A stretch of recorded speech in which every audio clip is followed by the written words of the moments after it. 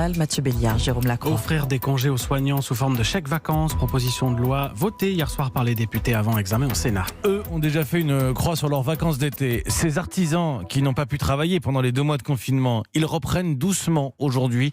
Mais se mettre aux normes sanitaires, c'est souvent coûteux. Et pour remonter la pente, pas le choix. Pour ces chefs d'entreprise contactés par Roman Hockey, il va falloir travailler tout l'été.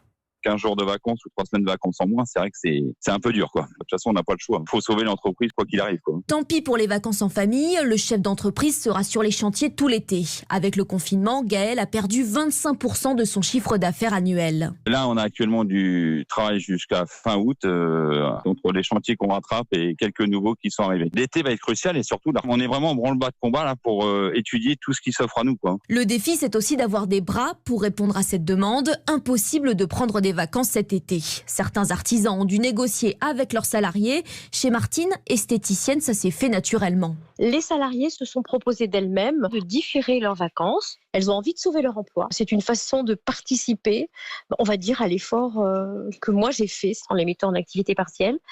Eh bien, elles répondent à ça en répondant présente si j'en ai besoin. Des employés qui devront aussi être disponibles après l'été, en septembre, pour l'affluence de la rentrée. Les congés, ce sera cet hiver, explique Martine, une fois qu'on aura remonté la pente. Et vous entendez au micro de Roman Hockey ces artisans qui vont se priver de vacances parce qu'il faut rattraper la période du confinement. En France, il y a aussi ce débat qui a été relancé sur le temps de travail, par exemple, dépasser les 35 heures. Vous avez peut-être entendu, vous le réentendrez ce matin, le chantage des dirigeants de Ryanair auprès de leur personnel.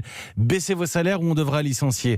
L'après-Covid, la situation de crise économique qui se profile. Est-ce que vous êtes prêts à faire ce genre d'effort ? Ce sera notre débat à 8h30.